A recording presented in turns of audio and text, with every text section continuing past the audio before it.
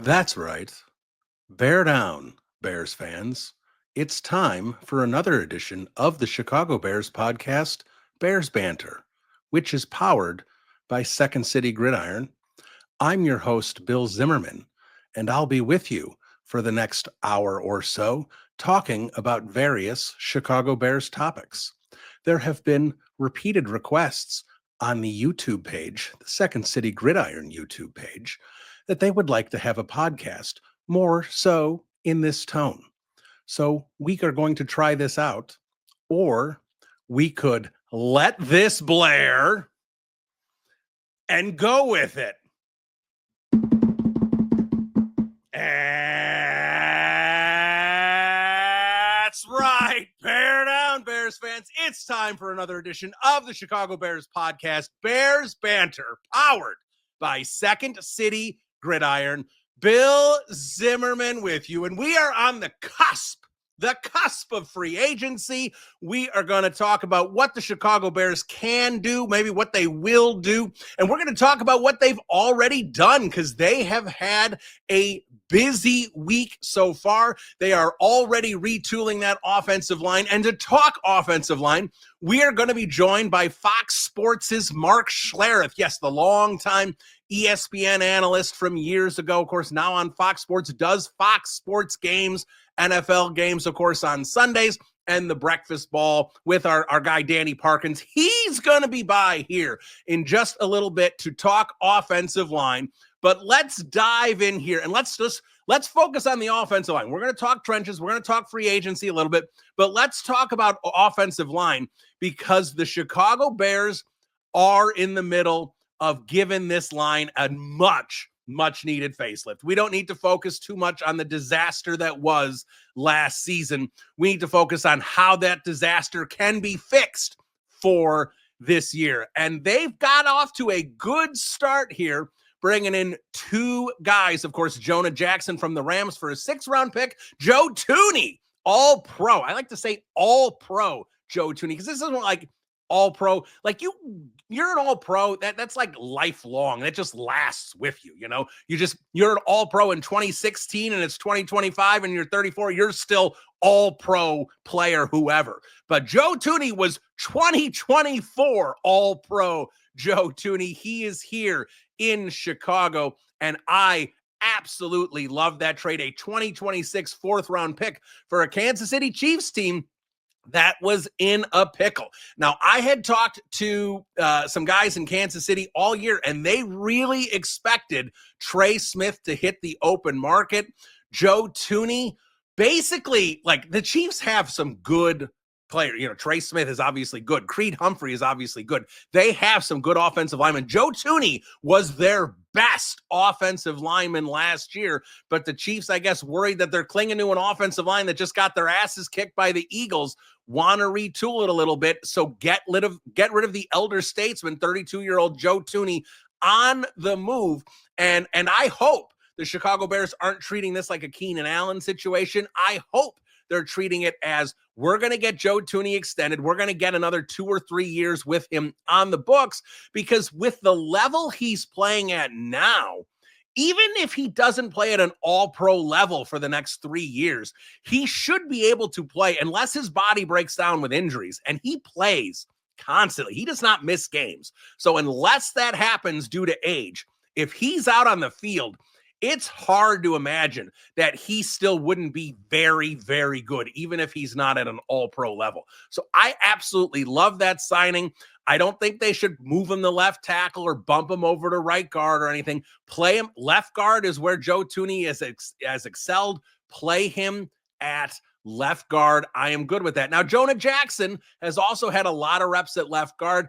He's presumably going to have to move over to right guard. Now, look, I don't like the Jonah Jackson signing, trade nearly as much, but I do appreciate what the Chicago Bears are doing with the idea that the free agent list, especially on interior offensive line, was really weak. And then Trey Smith goes off. And even guys like you see, like Mekhi Becton is probably going to return. Like there wasn't going to be a lot of really good options in free agency. Like when you start hearing things like Aaron Banks is gonna, make 17, 16, 17, 18 million dollars potentially because of the lack of options out there. Oh, he's not very good. Like that I would have been really upset if that was the signing that they had made. And Brad Biggs and some others had connected the dots there that Banks could be on his way to Chicago. I did not like that plan. And I was really starting to get worried about what the Chicago Bears were going to do. In fact, I wrote an article about how the Bears should approach free agency with this offensive line. And my premise was, you can't sign these guys. You can't go out and just sign Banks and Will Fries and Drew Dahlman or whatever to these 4-year contracts, all pushing $15 to $18 million a year. Because what you're going to do is you're going to overpay all these guys, and then you're going to limit the ceiling. You may improve the offensive line in 2025 from where it was in 2024, but the idea that it can keep improving in 2026 and 2027, that was basically going to be out the door because you're going to have limited ceiling guys. So you might be able to put a Band-Aid on it and get the Bears average, slightly below average on the offensive line, but you were never going to do any better than that with these guys. And I think Ben Johnson and Ryan Poles looked at this and said, signing these guys exclusively is not going to be the offensive line that we need in Chicago. So they pivoted to trading for players. And that's something Ryan Poles has done a lot, probably too much if we're being honest. And again, I wrote another article about that, kind of grading his trades, ranking them from worst to best. And there's a lot of bad on there. There's a lot of bad on there. And it's a lot of it times where you sit there and say, it was no big deal because it was X. It was a 6th-round pick. It was a 7th-round pick. But the problem is when you keep trading 6th-round picks for players that are only on the roster for 1 year and don't make much of an impact, or a 7th-round pick even for players that just don't make an impact, then what you're not doing is you're not filling out your roster with 5th, 6th, 7th-round draft picks. And you sit there and say, oh, Bill, who cares? Most of those guys don't pan out. They don't pan out in terms of becoming stars. But if you are a good drafter, if you're a smart drafter, you have an opportunity to fill out your roster, the last 10, 12 guys on your roster with day 3 draft picks that don't make a lot of money, but can contribute on special teams, can be a backup and, play on offense or defense in a pinch if need be. And when you have that much cost control on the bottom of your roster, instead of veterans making $2, $3, $4 million a year, suddenly you've freed up 20, maybe even $30 million in your salary cap space. And suddenly, if you've got quality day 3 guys on the bottom of your roster, instead of these veterans on these 1-year, $3 million contracts, suddenly you've got 20, 30 million to spend to go out and get 2 quality starters or 1 starting quality player. Like you have a lot more roster flexibility if you do it this way. And Ryan Poles, and I think we all thought after year 1, the way he handled the draft, that he was going to be a trade down merchant and he was going to start collecting draft picks, but he hasn't done that. Now, Ryan Pace trades up all the time in the draft for players, but Ryan Poles is just trading picks away for veterans. And look, sometimes you go out there and you make a trade to go get a star player because you think that player is going to be the difference. And you got to go do that, and you got to give up draft compensation for it. I get it. But continuing to trade away these guys for veterans long-term is not a good plan. Now, short-term here for what the offensive line situation is, I would have to say that this is probably the best approach. Again, Tooney is an excellent player, and the Bears got him really for cheap, if we're being honest, because of the fact that the Chiefs were salary cap strapped, decided they needed to go younger with Trey Smith and pay him, and they paid Creed Humphrey and kind of make those 2 guys anchor the offensive line and retool the other positions.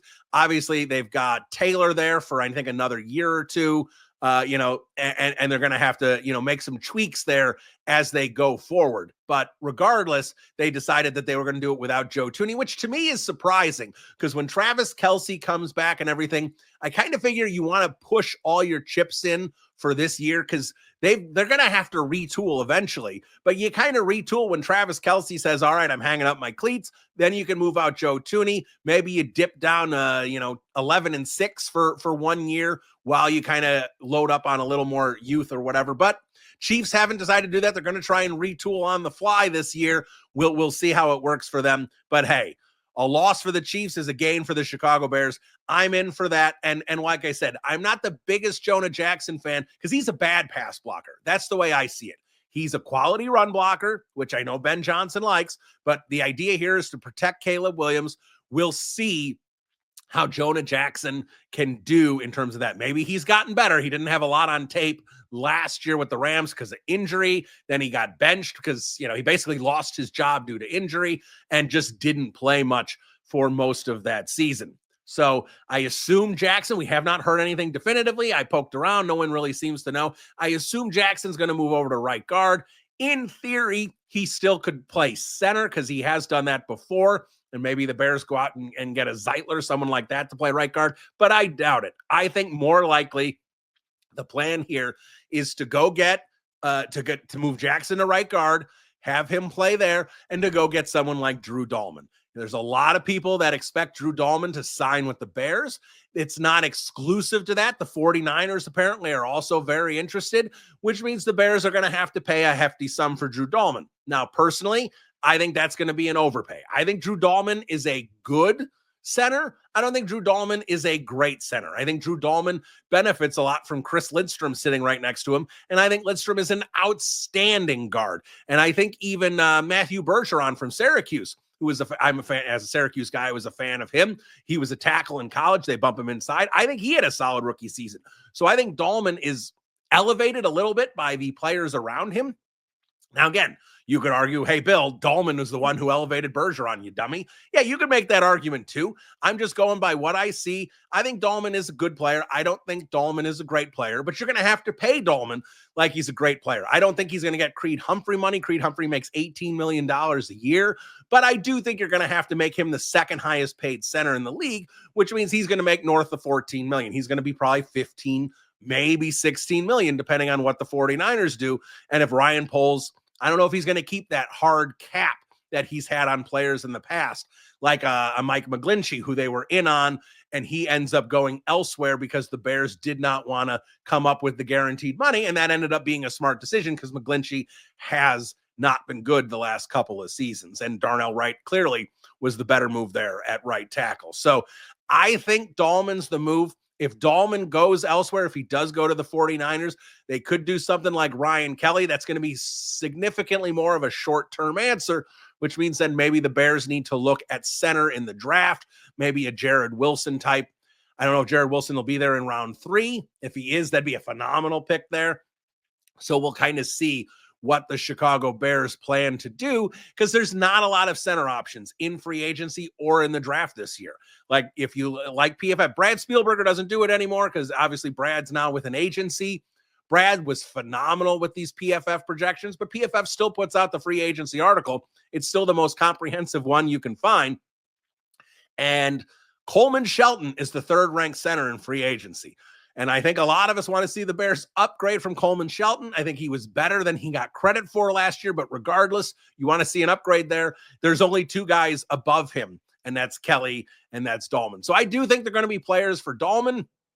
That's going to be a pretty heavy payment across the interior, but you don't have much money coming to right and Braxton Jones right now. And we'll see if Braxton Jones remains the left tackle. Maybe they go out and spend a little at left tackle. Maybe they use that 10th pick in the draft on left tackle. Braxton Jones falls to swing tackle, or perhaps he even gets traded because Braxton Jones, even just for a year, could be a quality left tackle for someone looking for a cost-controlled tackle for a season where they may have a hole on their offensive line. So when I look at this offensive line, and I'll take it a step further and go, not only do you need to fortify the starters, which clearly they're in the process of doing, but you want to make sure you have the right backups here as well. And that really saved the Bears offensive line last year. And I know it's hard to use the term save when they were as bad as they were, but keep in mind, let's remember that the Chicago Bears offensive line last year was supposed to be Braxton Jones, Tevin Jenkins, Ryan Bates, Nate Davis, and Darnell Wright. Why do I bring that up? I bring that up because the offensive line we remember, of course, is Jones and Jenkins, but Shelton Pryor, and then, of course, Darnell Wright. Because the Bears did have quality backups last year. They had a good bench of offensive linemen, including Bill Murray, who played well in one game and eventually got hurt. But Bill Murray has signed a tender. It looks like Bill Murray is going to be back this year. I love that move. I think that is a great developmental piece along the interior offensive line. So I'm a fan of bringing back Bill Murray, but the Bears need more depth than that. I have a hard time believing that Ben Johnson is going to be okay with Karan Amagaji as his swing tackle. I'm not saying Amagaji is going to get cut, but I do think you need to make sure that Amagaji is not in a position where they have to rely on him. I think potentially signing a cheap veteran swing tackle is the right move there. I think that makes a lot of sense for Ben Johnson and the Bears, where you take some pressure off Amagaji, where there's going to have to be a lot of injuries for him to play. I mean, we saw how bad he was against the Vikings. When you see a player that poor in pass protection out on the outside, and his traits are more outside. I don't know if he's a guy you can bump inside a guard. We'll see. We'll see what Dan Rochar wants to do with Amagaji. But when you're that bad towards the end of your rookie season, for me, it's hard to imagine that you're going to develop into a quality starter. Maybe he could be a decent swing tackle eventually, but I wouldn't rely on that for year two. So Amagaji, I would push down. Usually teams have 9 offensive linemen. I would kind of go into the plan that Amagaji is your 9th offensive lineman. Maybe even your 10th offensive lineman, where you may have to risk putting him on waivers and stashing him on the practice squad if you're fully healthy going into week 1. But if you got someone banged up who's going to, be on the injured list or whatever it might be to start the season, then you've got Amagaji, and you've always got injuries and you're playing musical chairs with your offensive line, and he probably hovers around that last spot. They also got Ricky Stromberg. I was a big fan of Ricky Stromberg coming out of college. He's had injuries. Things kind of derailed his career his first couple of seasons. Clearly a guy who could stash on the practice squad. What you could do in terms of how you want to build your offensive line, you could make Jonah Jackson your backup center if they sign Drew Dahlman. And then if Drew Dahlman gets hurt, Jackson moves over to center, and then you bring in someone like Bill Murray to play right guard. You could do that. And then you have Ricky Stromberg on your practice squad because Doug Kramer needs to go. So you can do that. Sign a veteran. You got Bill Murray. You got Amagaji. That's 8 guys there. Then draft a couple offensive linemen in the draft, interior, maybe another tackle, whatever you want to, whatever is your best options there. And then you've got some development in the pipeline to start having guys. Because look, maybe Jonah Jackson isn't great. Because again, I don't think he's phenomenal, but I do think he's better than a lot of the free agent options. So Jackson, there's no real commitment to him after this season. So the Bears can potentially move on from him if they sign an interior, or if they draft an interior offensive lineman coming out, if they draft an interior offensive lineman, they can have him. And if they really like what they see with him in practice and his spot starts, whatever he gets this year, he can move into that starting position next year. You cut Jackson and you save yourself several $1 million along the offensive line. So that's the way I kind of see this offense. Excuse me. That's the way I see this offensive line going. Defensive line, another position that absolutely needs help. There is no depth along this defensive line. You can't have Andrew Billings go out for the year and have the entire defensive line collapse. So I do think they need to make a move there. They've got Dexter and Billings. That's fine as a starting unit, but you need more than Zach Pickens or Chris Williams or whoever behind them. You need a better quality defensive tackle as your third defensive tackle that can rotate in. You need, maybe Austin Booker develops enough where you're comfortable with him as the third edge. I think Austin Booker needs to be the 4th edge this year. I think the Chicago Bears need to go out, sign a significant edge. Don't, do a little move here. Significant edge, Josh Sweat, trade for Trey Hendrickson. trading for Trey Hendrickson could be a fantastic move. I would absolutely do it. I understand the price isn't going to be cheap. He's going to get $30 million, probably looking at like a 3-year, $90 million deal with like $70 million guaranteed.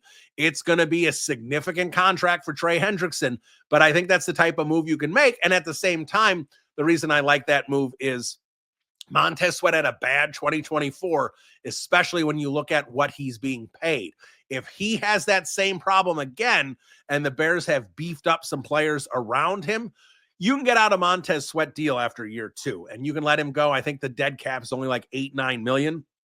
At that point, maybe that's something you have to consider. And then you've got a stud like Trey Hendrickson there, and you can kind of redevelop the other side of the defensive line. But hopefully Sweat bounces back to where he was in 2023, and you've got 2 legit edges rushing the passer. And, we've seen Billings able to collapse the pocket. Dexter can get some interior pressure, and the Bears might be able to get after the quarterback rushing 4, which would be fantastic. Now, beyond that, obviously the trenches is where the Bears need to focus, but they do need some more things. And I've said this, I don't think DeAndre Swift is going to be the primary back, at least not for the full season. I don't know if the Bears are going to go out and try and sign another running back as their RB1, but I do think the Bears are going to draft a running back. Ashton Genty at 10, that can be a conversation, but more so that this is a deep running back class. There should be guys there for the Bears to take in round 2 and in round 3. That is the way I would go. And again, at the same time, look at the wide receiver position. Look at the tight end position. They've brought in a blocking tight end. That's obviously the replacement for Mercedes Lewis, but they don't have a legitimate pass catching tight end behind Cole Kmet. What are they going to do there? Are they going to try and do that in the draft and maybe draft a tight end there? Are they going to try and pick up a cheap veteran? Tight end prices keep going up. There's not a lot of cheap veterans who can catch passes anymore. So maybe that's something they want to look at in the draft. They have looked at tight ends. They've had visits. They've had meetings with tight ends at this point. So that's clearly something that's on the radar. Ryan Poles has never drafted a tight end. I think tight end and kicker are the only 2 positions that he has never drafted. So that's something to keep an eye on. And then you got to look at wide receiver. Keenan Allen, most likely not going to be back, and I understand why. He's going to be expensive. I mean, he won't be as expensive as he was last year, but he's still going to be expensive. So what are the Chicago Bears going to do there? A lot of people have connected Tim Patrick to the Bears. Does Ben Johnson think he can get something out of Tyler Scott, or is the Tyler Scott ship sailed? What are they going to do? Can Tim Patrick be your 3rd wide receiver? Do you need to bring in someone else at an affordable price? So that's another spot where the Bears need to sign some kind of affordable veteran there as well. I don't think they can plan on having their 3rd wide receiver come from the draft when they have other significant holes. So overall, I would look at this as the Bears have work to do. They have plenty that they need to build up from the draft and from free agency. Like I joke and I sit here and say, all right, the Bears in the draft need a running back, a wide receiver, a tight end, 2 offensive linemen, probably at least 1 defensive lineman, and a safety. And they need all those guys to be in like their first, 5 picks or so. They've got 2 in the second. So they've got 4 legitimate picks. Then they got another one in round 5. So, they've got 5 picks to get 7 players. Ryan Poles hasn't been trading back much. So again, that's a problem. So you're going to have to fix that with some cheap veterans. They're not going to be able to get as much in the pipeline this year as they could. Now, again, you go out and get Trey Hendrickson. What would the compensation look like that? He's 30 years old. He's going to need a lot of money.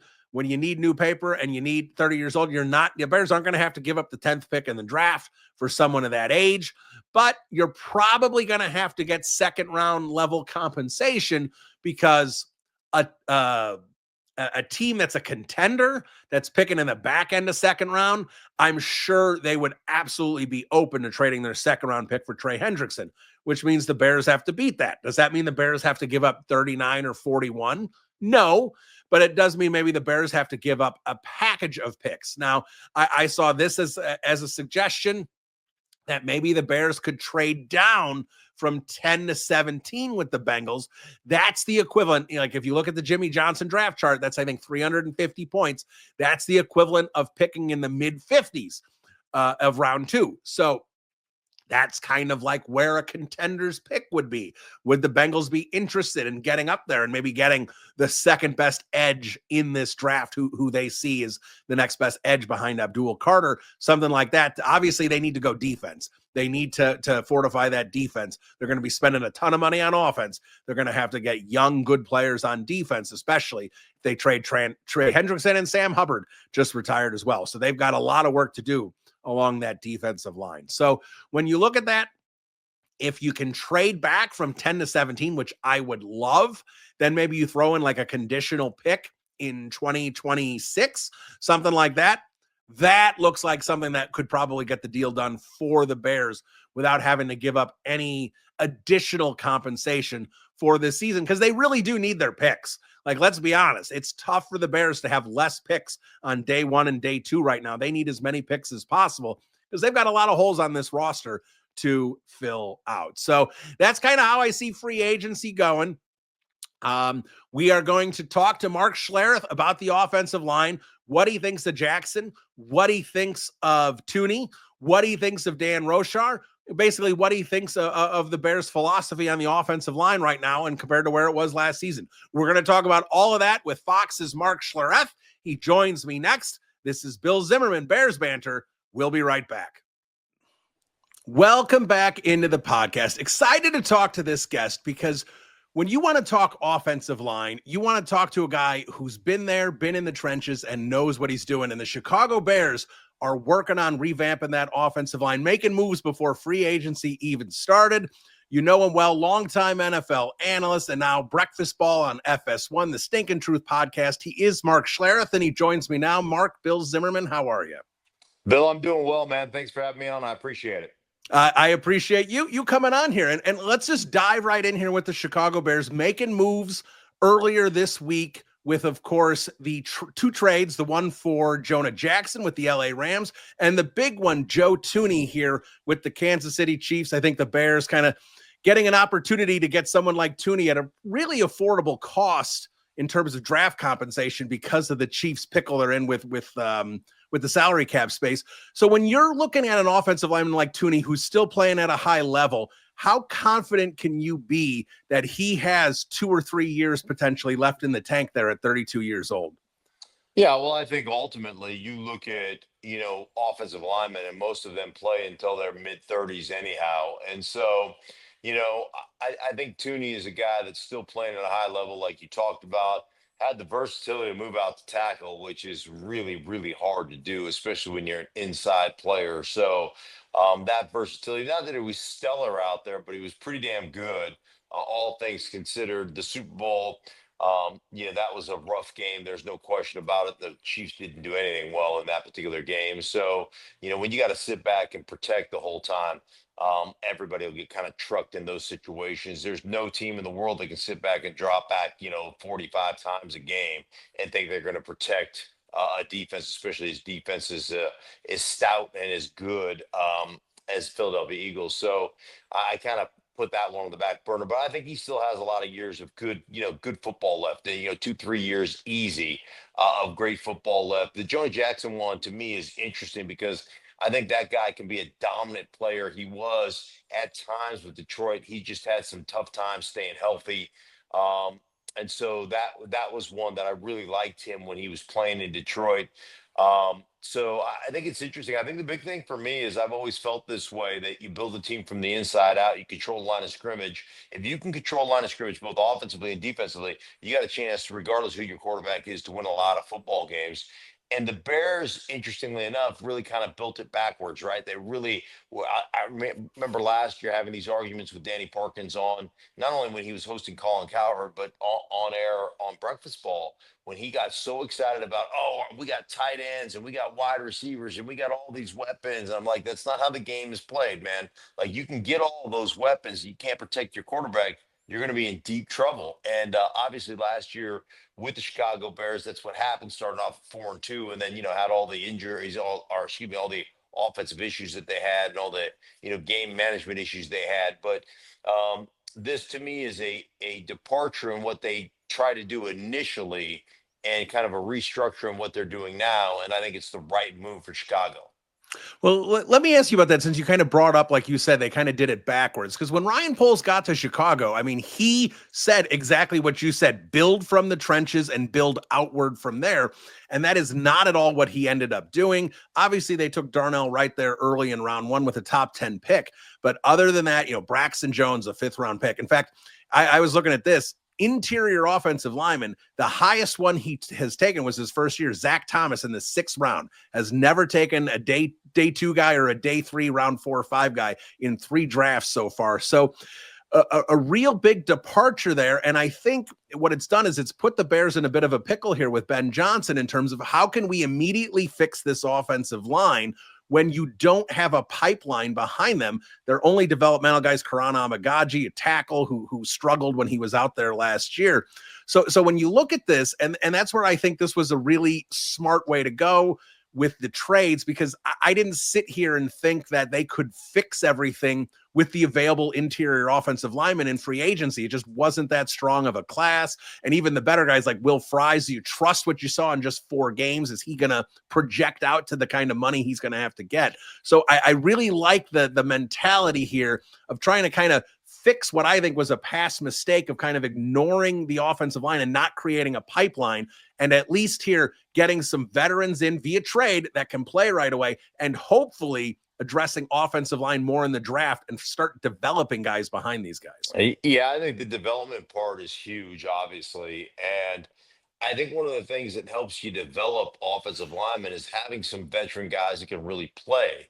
And then when you sprinkle those guys in, you sprinkle a young guy in between a couple of veteran guys. That's when the communication stuff happens, right? That's when you could talk the intricacies of that game. And I always joke around on breakfast ball with Craig Carton and Danny Parkins. I'm always like, hey, listen, man, it's the most skilled position in football. And interestingly enough, they always give me grief about that because the skill position. You want to piss me off? Start talking about skill position stuff, right? But it is the only position in any sport where a lesser athlete is asked to play against a better athlete, and the lesser athlete is expected to win 100% of the battles. And if he doesn't, he sucks. And the guy that wins the battle or two goes to the Pro Bowl. You get 1 sack a game, man. You're a Pro Bowl player, right? And it's just really fascinating to me that, like I said, as a collective, we're the worst athletes on the football field, and yet expected to win 100% of those battles. When you got guys that are running, turning corners and running edges that run 4.38 40s, and weigh 250 pounds, and you're talking about offensive tackles, that weigh 325, and it's amazing to me, kind of the lack of understanding of how difficult the position is to play, and how 5 guys have to become one unit, and it's one of the reasons it's fascinating to me. Every offensive line room I've ever been in, we're like some secret mushroom society that we only know, like we're the only guys that know what we're actually doing. And it's one of the things that just makes me love the position that much more. And and how connected we have to be, a team within a team, for the offense to function. So I love the kind of approach of saying, hey, let's go get some veteran guys that we know can play, that we know can communicate. Then we can sprinkle in a couple of young guys. We can go out there and use our draft picks on maybe an outstanding left tackle, maybe an inside player at the center position or whatever. Maybe we can figure that out. But then we have the makings for, potential success in there. And then a lot of that comes down to, a lot of it comes down to, um, and I think Ben Johnson does a really good job with this, but I always talk about things when I talk about teams, like the value of the run game, what that does for us, how you create opportunities for offensive linemen to, what I say, take the passive out of pass protection, how you can create a situation for us to be successful as a group up front. And, when you give up 7, 8 sacks or 6, 7 sacks in a particular game, to me, it's more than just the offensive line that's struggling. It's your quarterback and your play callers. And to me, sacks have become more about your quarterback than they have about your offensive line at times because of the quick passing game and how much of the quick passing game becomes relevant in today's NFL. So yes, it has to do with your offensive line, but it really has to do a lot with your play call and a lot with your quarterback as well. Yeah, and obviously Caleb Williams, way too many sacks last year, and a lot of them he stood up in press conference and says that those sacks were on me. A lot of those, but Yeah. the offensive line was definitely a mess last year, and I don't want to sit there and point at Chris Morgan, the offensive line coach, and say it was his fault. But I do want to ask you about offensive line coaches and scheming and making that, like you said, that cohesive five that's working as one unit, because I played offensive line, obviously not at a high level like you did, but it seemed like a lot of times the Bears last year and Brian Baldinger and guys like that were sitting there going, I don't understand what the offensive line assignments are here. I don't even understand what they're trying to accomplish a lot of times on a lot of these plays. And it really felt really disjointed. A lot of plays were dead on arrival, whether it was the line calls up front or the plays that were coming in out from the sideline. Like, how important is not just having the right guys there, but having the right coach, Dan Rochar now in here in Chicago, to really make this group play together? Yeah, Dan's a good coach and a guy that when he was with the Saints, that they brought me in to consult, and Dan brought me in to consult with the Saints. So I've known Dan for quite a few years. He does a really good job, and ultimately, um, I like, if I could give you an analogy, like playing offensive line is like building a deck. And like if you ask me to build a deck on the side of your house and you say, hey man, I'll give you all the lumber, but if that's all you give me is the lumber, well, I could stack the lumber on the side of your house and it would look okay, but I would suggest you don't stand on it, right? Because that damn thing's going to topple like a house of cards. Like if you're going to build a great offensive line, you got to give me the lumber, but then you got to give me the tools to be successful. So to build a great deck, I'm going to need a hammer, I'm going to need nails, I'm going to need a saw, I'm going to need a level, I'm going to need a lot of other things to actually put together a deck that will that stand the test of time. And so when it comes to play calling, man, you've got to be able to run the ball. Then you've got to be able to have your play pass with 7-man protections. Then you've got to be able to have to your run stuff, your boot keep stuff. You've got to be able to give me enough bubble screens and enough swing passes, enough short passing, 3-step drops where I can attack the line of scrimmage. And then you got to mix that in with the 5 steps without a hitch. And like you give me the tools so that I can be aggressive and I can take the passive, like I said, out of the pass protection. And you give me enough, of those tools so that I can operate as a unit and be really good. And then we have to be able to communicate and understand what we're trying to do. And then I think the final kind of piece to the puzzle is how do we run the ball? What are we kind of majoring in the run game? And how do we create play action off that we marry to that run game that looks identical?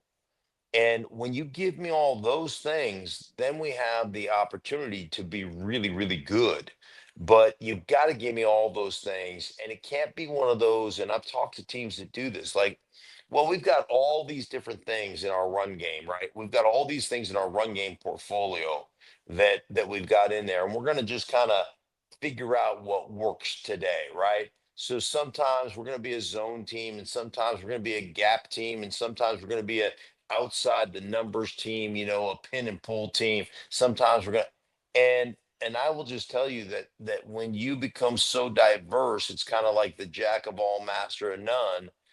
That stuff doesn't really work. And so, like, I like to have a philosophy. This is where we're going to hang our hat. Now, we will always have some adjunct plays that go along with that philosophy, but they have to tie together in what we do well. And so, like, there is there's a master class in understanding what works, what you guys can do, what you guys can't do. And then you've got to really rep that stuff, really drill that stuff, and really be masters at that stuff. And if you can do that, well, then you can have the commitment, to run the ball and run it well. Yeah, and I want to ask you about kind of running the football there. Obviously, that was a key part of Detroit's offense with Ben Johnson. Presumably, he's gonna bring it here to Chicago. And I don't know if DeAndre Swift's going to be kind of the right guy for that, especially being how he kind of seemed to be pushed aside and then traded when Ben Johnson took over that offense. We'll see what happens. But like the Bears, they had no running identity early in the season last year. It got a little better, but it was never bread and butter. It was even the kind of the same way with Matt Nagy. It was like they ran the football because they had to, not because they wanted to or could. And I'm hoping that changes here with Ben Johnson, not just for the balance of the offense and like you said, the play action and everything, but for me personally, I always think it's important for an offensive line because if you ask me, offensive line pass blocking sucks. You want to run the football, you want to get bodies moving, run downhill. That kind of just sets the tone for the game, especially if you have that tone set early and you have that lead in the fourth quarter and it's now time to just wear down the defense and run the football. I think it's a mindset that goes far beyond just conceptual offense, but really creates an attitude for the entire team and really that offensive line. I just think it's so important to really just get that offensive line where it needs to be. Yeah, there's no question, and then you see like the effect of it even this year, where you got guys like Derrick Henry and guys like Saquon Barkley and James Cook and Josh, uh, oh Josh gosh, Jacobs. yeah, Josh Jacobs up in Green Bay, and of course what they did in Detroit. And man, they ran the hell out of the ball in Detroit, and they'll condense and do it out of big people. They'll spread, do it out of little people. They're really good, very versatile in what they did in the run game, and I loved, I just loved Ben Johnson. And I've talked to Ben about this a couple times, but his nickel run game in second down and seven and third down and seven plus, like the best in football. And ultimately, what happens to you when you've got a great nickel run package, but you're not afraid to call it and you can execute it, then all of a sudden in second down and seven plus, you're getting a lot of favorable run looks, because teams want to stop the pass. They want to play pass in those situations. And you look at them, and I've done a bunch of Detroit games with Ben Johnson calling the game. They were the best in my estimation. And I think the stats backed it up. They were in the top two or three, but the best nickel run team in football, the best and the most as far as third down and long yardage. Now, some of that's because they're going for it and they've decided they're going for it on fourth down, right? But because of their fourth down tendencies, they ran it a lot more on second down and long situations and third down and long situations and had unbelievable success in those situations because of kind of their philosophical approach to football. But that stuff, when you get those favorable matchups, then again, it gives you another tool in that tool belt that we talked about, building your offensive line the way you call plays. If all of a sudden I can come off the ball and throttle you on second down and seven, guess what happens if I upkick you on a five-step drop that I know the ball's going to be out quickly in second down and seven the next time? You play the run and you stop your pass rush. Well, guess what? Now I've taken one pressure off my quarterback. Like if all of a sudden, I can't tell you how many times in my career I jumped a five-step drop and the defensive lineman just stopped pass rushing because he thought I was run blocking him. And then all of a sudden he's like, oh shoot, I got to restart my pass rush. I've had guys in a game go, you can't do that. I just did. What do you mean I can't do that? Like, so, like, those are the things, and I was a real stickler for understanding during the course of my career, what the seven-step drops were, what the timing of the seven-step drops were, but like, you designate three-step drops, right? So you know what all those are. But five-step drops and the number of hitches and how fast the ball was out, I knew all those things because I knew, hey man, this is a great opportunity to change up a set on a five-stepper and make a guy play the run when we're actually throwing the ball. And when you do those things in nickel situations, you understand all those routes and route combinations. boy, I tell you what, it makes your job on Sunday so much easier when you can do those things. And a lot of that again goes back to who's your offense coordinator, how are they calling plays? Yeah, absolutely. There are a couple more here with Mark Schlereth before we wrap up the interview. I want to ask you about center because that's a position here. And unless the Bears decide to put Jonah Jackson there, who's done a couple games there in his career at center, they're still going to have to go out and get one. A lot of reporters are connecting Drew Dahlman from the Falcons to the Bears there potentially as a guy they're going to sign here when free agency opens. So I want to kind of ask you if you have any opinion on Dahlman, because when I watch him, he looks like a good center who's about to be paid as a great center. I know that's kind of how free agency goes, but also the importance of center with a young quarterback like Caleb Williams. We've heard Ben Johnson talk about it. Having a veteran center with a rookie quarterback makes a lot of sense. And the Bears have kind of really been a mess at center for a lot of years, going back even before this regime. They really haven't figured it out. They tried Sam Mustipher. That didn't work. Lucas Patrick didn't work. Coleman Shelton a little better last year, but still overall didn't really work. So what kind of role would you see the center, like obviously Frank Ragnow, great in Detroit, in a Ben Johnson offense, and how important it is with a young quarterback? Yeah, I think it's hugely important because you're obviously you're doing a lot of the protections calls and a lot of the things that they want to do there. I will tell you that I think Drew Dahlman is better than a good center. Okay. And I've done a lot of Atlanta games over the years, and back when Arthur Smith, who's an old offensive lineman himself, would rave about Drew Dahlman, intelligence, ability. Um, and not only they were and they wanted to be a good hard nosed run team, and they always had a good run game in Atlanta. They just didn't have much of a quarterback. So, you look at the situation there. They're running Heineke, they're running Ritter. Yeah, Marcus Mariota decided he didn't want to play for there was some problems there at the quarterback position. But I've always thought that Dahlman was a really good player, like a really good player. And like I said, Arthur Smith raved about him in my meetings with Arthur Smith and about what a key function he was, just calling protections, getting things set, and really being a guy that has the athleticism to get out, to get up on the second level, but also is stout enough to play, in that box on that first level. So he would be a great fit there. It would solve some of that problem. The other thing is, I think, when you start talking about offensive linemen in the draft, you're always talking about tackles, and the way they go in the first round and those guys and the efficiency and how effective some of those guys have been coming out of the first round.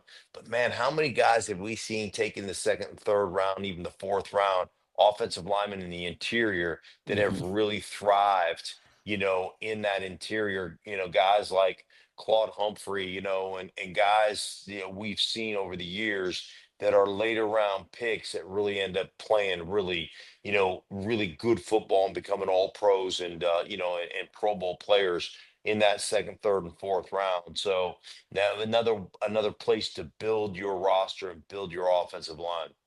All right, last one for you. I just want to ask you one on the defensive side of the ball, because with the Bears defensive line, it was off to a good start last year, and then Andrew Billings went down, and the defensive line collapsed. And I love Andrew Billings. I love what he can do for a defensive line and eat up space and even puncture the pocket and get into the backfield even at times. But if your defensive line collapses because Andrew Billings is out, I also think that really shows you a problem with the depth that they had as well. Montez Sweat was great when he was acquired first year, last year, not nearly as impactful.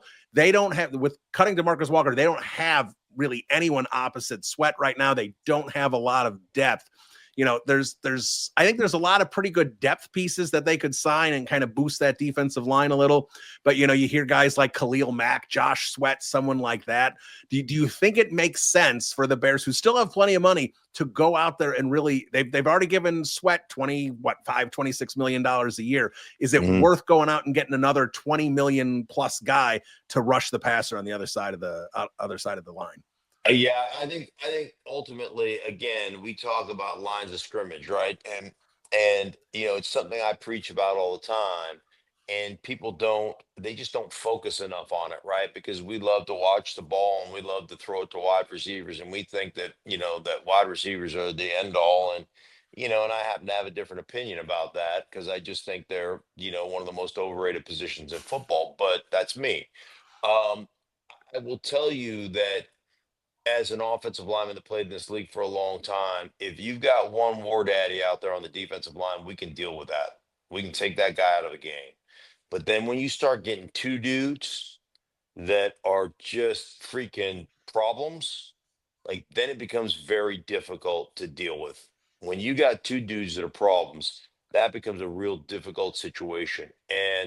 Um, and I would tell you that I think if you can put, obviously you've got to have rotational pieces. You got to have, you've got to have good starters on the defensive line. But when you start putting two and three dudes, like you look at Philly with Davis, and you look at Philly with, Sweat coming off the edge, and you look at Philly, with Carter, and like that's a problem. And when all of a sudden you can start going, hey man, we're gonna make sure that we're gonna set this guy into the slide, and then we're gonna get one-on-ones over here, and we're gonna walk up a linebacker to hold the center so he can't slide. And like those are things, when you have that ability, man, it becomes a real problem for offensive lines. And so yeah, you can never have enough good players on your defensive line, enough premier pass rush guys, because that creates issues for an offense, and it creates a problem where like we can't block them like we can't double team everybody, and so that becomes a real issue. Yeah, absolutely. It kind of comes out. I remember Charles Barkley when he got traded to the Rockets. He goes, well, Hakeem always gets doubled. I always get doubled. And Clyde always gets doubled. And that's six guys. So I think we're in pretty good shape. I think Yeah. the same holds true on the offensive line. So there he is, Mark Schlereth, of course, Breakfast Ball on Fox, FS1, of course, NFL broadcaster as well at Breakfast Ball, 8 to 10 a.m. Eastern, 7 to 9 Chicago time. So make sure you check that out. And of course, Stinking Truth podcast, Mark, and great on social media. I love your Twitter presence. Mark, thanks for so much time. Great interview and good luck. Enjoy the off season. All right, you too, Bill. Take care, man.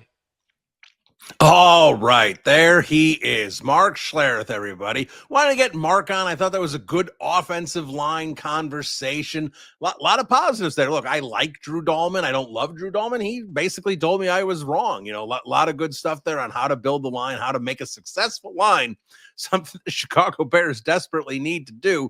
And, a little criticism there from Ryan to Ryan Poles as well about how he's built this team, and certainly well deserved as far as I'm concerned. So let's wrap up this podcast with the mailbag. We got a bunch of questions here as we are on the cusp of free agency, but of course the Bears have already been making moves.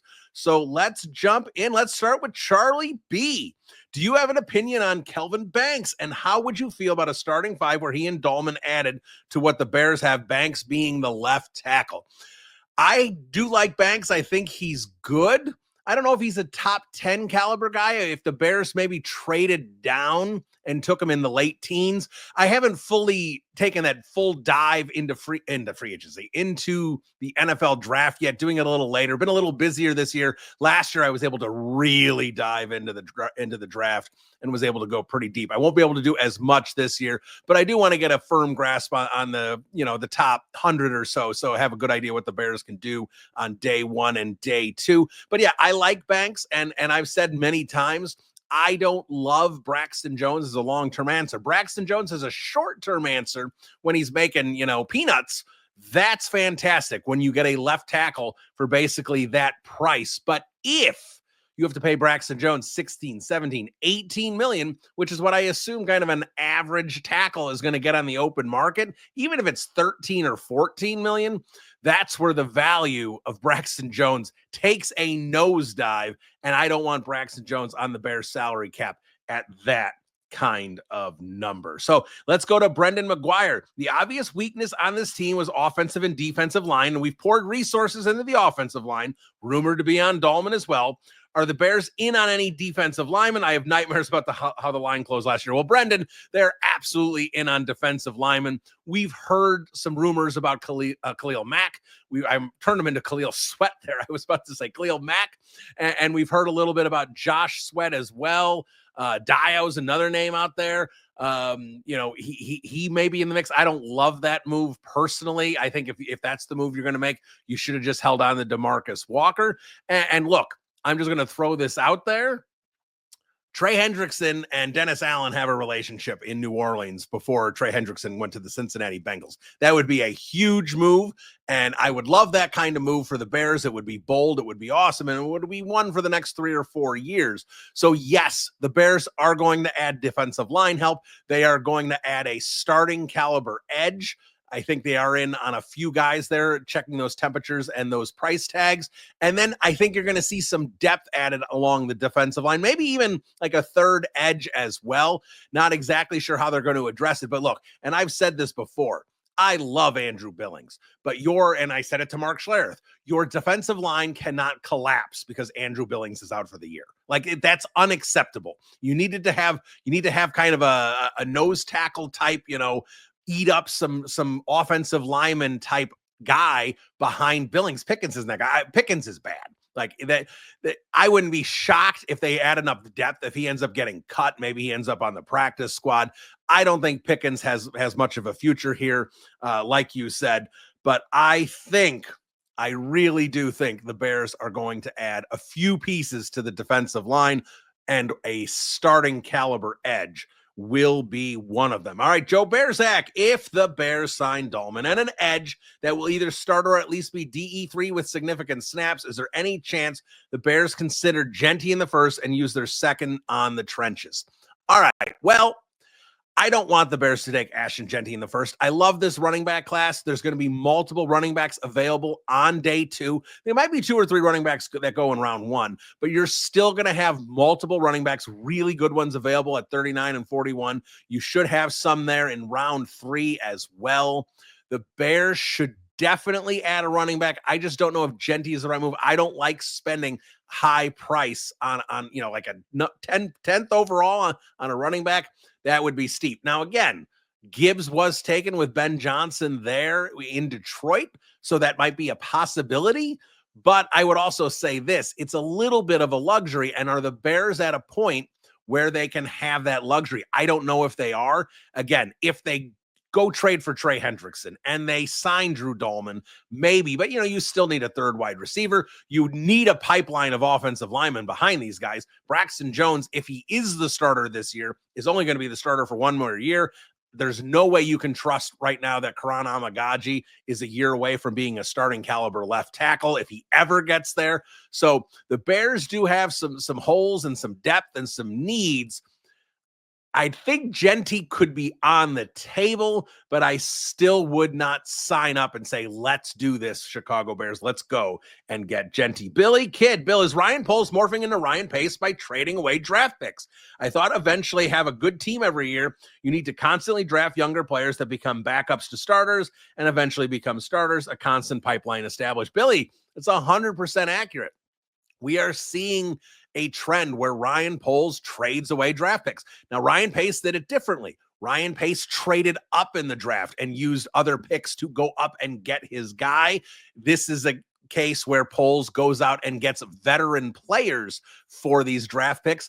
Neither one is a good long-term solution. We thought Ryan Poles was going to be a trade down merchant and just stockpile picks after we saw what he did in year 1. That is not the case at all. He has not been doing that.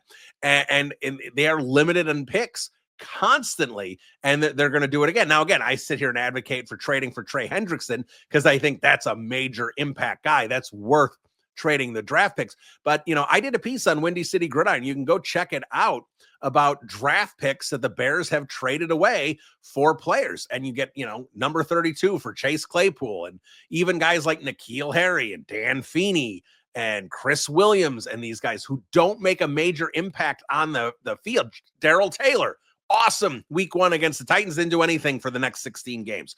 They keep going on and getting these guys to try and fill depth positions, and then they don't do much for the team for the year, and then you lose that draft pick. And now, again, Ryan Pace, a lot of fans criticize him. I think I supported Pace more than most, but a lot of guys criticize Ryan Pace for good reason, for never having enough draft picks. And Ryan Pace did a good job drafting on day 3 and never had enough swings on day 3. So that's really frustrating. I 100% agree with you there. But would I rather trade away a 6th-round pick for Chris Williams or Dan Feeney? Or would I rather trade a 6th-round pick so I can move up in the 4th round to jump the LA Chargers and draft Eddie Jackson? I mean, you can look at it both ways there. So I'm not a big fan of this many trades. And I'd like to see a stockpile of picks. Hopefully after this season, things start changing a little bit. All right, Clayton Conness, how concerned are you about Ryan Pohl's philosophy to team building? He trades a lot of draft picks. We just talked about that. And short-term solves for the roster that isn't close to championship caliber. The few picks he keeps for himself, he often botches. Clayton, there's definitely issues there. I've been a huge critic of Ryan Pohl's this last year or so. He built this team to break out in 2024, and it was one of the most disappointing seasons in Chicago Bears history. That is not me being hyperbolic. That is the truth in terms of expectations to what they ended up doing.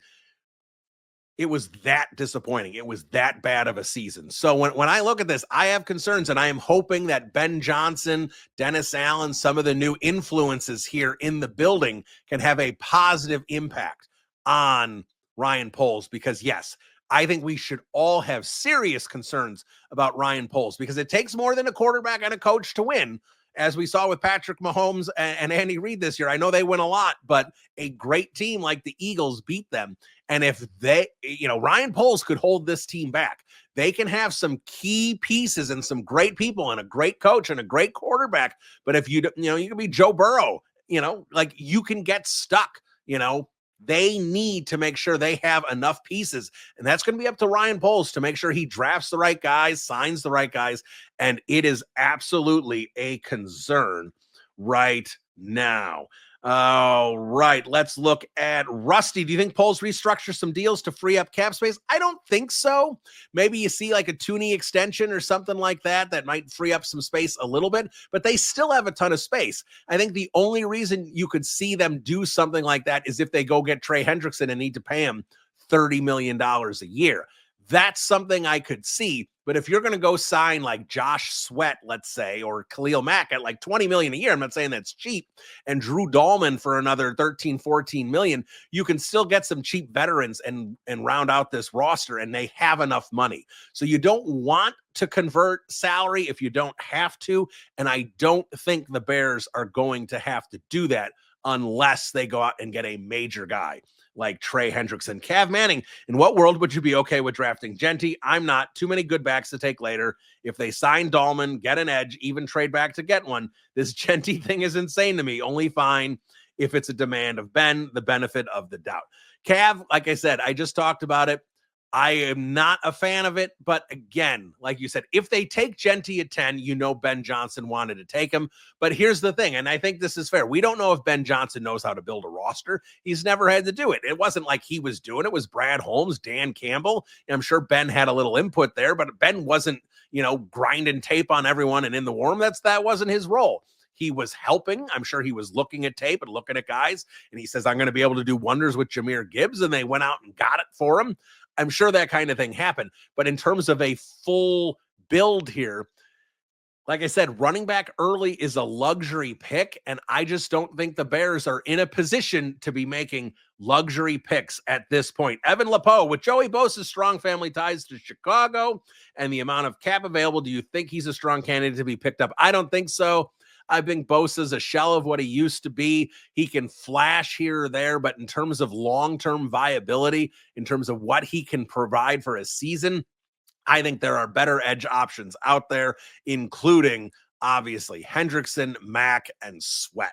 If all three of those guys are off the board, then maybe you can recalibrate and take a look and see what direction you want to go. But I am not, at this point in his career, I'm not a big Joey Bosa guy. Jason Black, what veteran defensive tackle are you interested in knowing?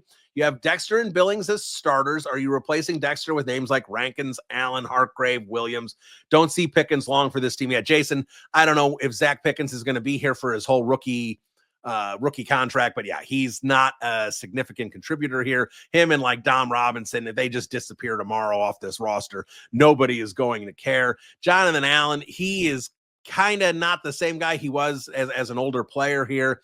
I would not be a big fan of signing him unless you're signing him to just rush the quarterback from the interior on third down. He can't stop the run anymore. I don't think he's a big contributor. So, you go at like, Jerron Reed, he's like 31, 32, kind of back up in a space filler there. There's some directions you can go. And I'm pretty okay with what the Bears want to do. Trust Dennis Allen, so to speak. The starting four, if they get a good edge, is pretty good. There's just zero depth behind them. They do need to sign a couple guys back there to build up that depth because, like I said, you can't lose Andrew Billings and collapse on defense. It's just not a thing. Andrew Billings has been great for the Bears. It's one of the best moves Ryan Poles has made, but you cannot collapse because Andrew Billings is on the injured reserve list. You can't do it. This isn't like you lost your starting quarterback. You lost a nose tackle. I mean, come on. All right, and let's finish up with Jay Haggard. We saw that Johnson and Poles traded for O-line. Can you see them trade for or sign D-line? We need a defensive end opposite Sweat. And Jay, yeah, we'll wrap up with that. And yes, 100%. They are not going in with this defensive line. You don't release DeMarcus Walker. And I got some crap for saying that they shouldn't have. I don't know if I said they shouldn't, but question the DeMarcus Walker. Gerald Everett was an obvious one. Walker was a pretty good contributor for his salary. And he didn't have enough sacks, but he was a solid run defender and would have been at the price a great third defensive end. So I was a little surprised in that decision, but hey, they let him go, and I think they let him go because they wanted to bring in a significant edge there that's going to eat up a lot of snaps. But I still thought Walker, with his inside-outside flexibility, was a decent guy to keep. But they need guys. You can't just go in with Austin Booker and Zach Pickens as your backup edge and defensive line. Like, no, that's not going to happen. They need to add multiple bodies to that defensive line. They just need to spend big on one, and then they can take care of the rest with some low-level veterans. And then, of course, get some rookies in here as well with those day 2 draft picks. Maybe even day 1. We'll see what they do at number 10. All right.